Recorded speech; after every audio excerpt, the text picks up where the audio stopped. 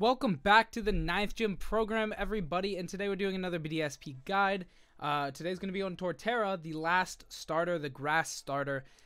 This guy's cool. But not that good. I'm not going to lie.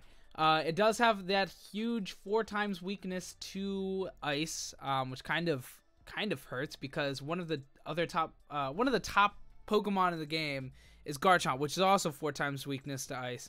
So people are taking on ice attacks for that guy. And Torterra kind of just is collateral damage, which is unfortunate because this Pokemon's pretty cool. It has a lot of really cool things. It could be a really strong Trick Room Sweeper. It has access to Swords Dance. It has pretty good all-around stats.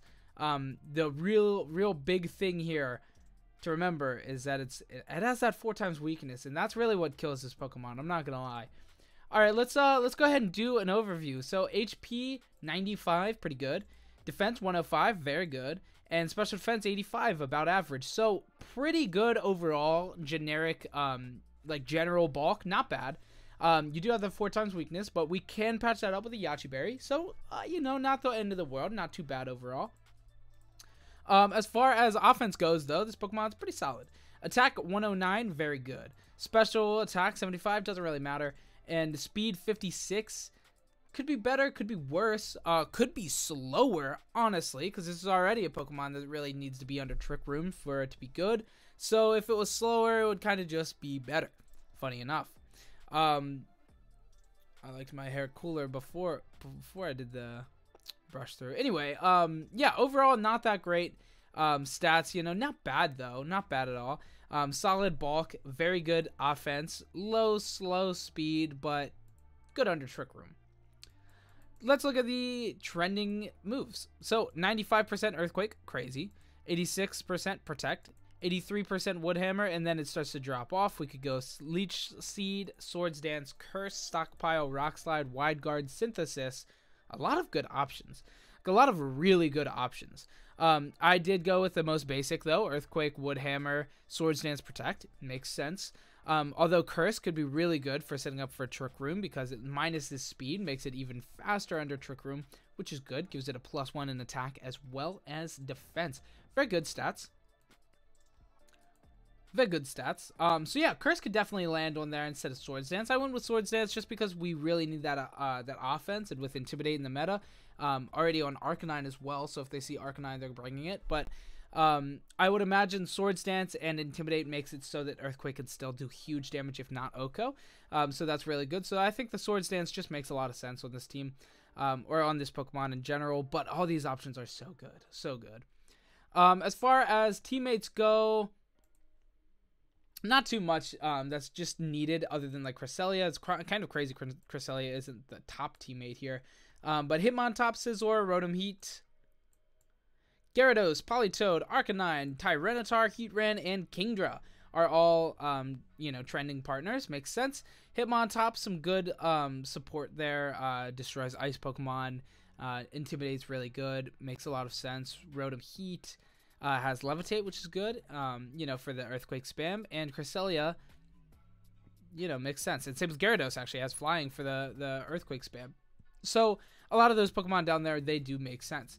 As far as items go, Yache Berry 54, of course that makes sense. Leftovers 23, that's another one that makes sense. This Pokemon is usually going to be built pretty bulky, while also still doing damage while being slow. In Yache Berry, Leftover, they make sense. They help bulk this Pokemon up a little. Life Orb 11% for damage. Akka not going to be nearly as big as Yache in my opinion. And Mago, another a Pinch Berry. That makes sense. All these items are good. They make sense. Overgrow is pretty cool, but we're definitely going to be seeing Shell Armor more played. Shell Armor does make it so that crits can't happen against this Pokemon, which is really, really relevant, especially when Togekiss is a top 10 Pokemon. It's very good. And as far as trending EV spreads here, interesting to see the most used one has 196 speed, which is really weird, but 252 in attack, a little bit in bulk. What we'll see here is probably mostly into bulk, and then some into physical attack as well.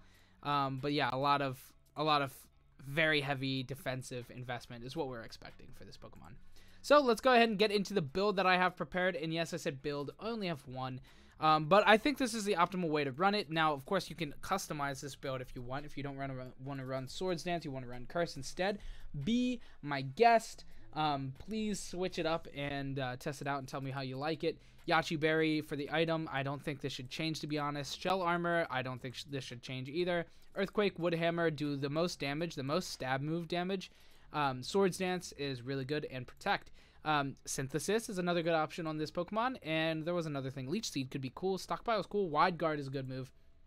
A lot of really interesting moves that you could put on there, but I like this spread. I think this is the best moveset. The best 2 attacks, the best 2 stab attacks, Swords Dance to make this Pokemon relevant, and then Protect. Pretty good. HP, max. Attack, max. Leftover 4 into Special Defense, and then 0 speed IVs, and nature is attack plus attack minus speed, brave nature. Want this thing to be as slow as possible, and as you can see here, we hit 54, which is pretty slow. Whoops. Which is pretty slow, which is good. So you pair this thing with Cresselia, maybe like Intimidate Gyarados, Rotom Wash, or Rotom Heat probably. That would be a cool core. That'd be a really cool core, and I would say to try that, and that would be my recommendation.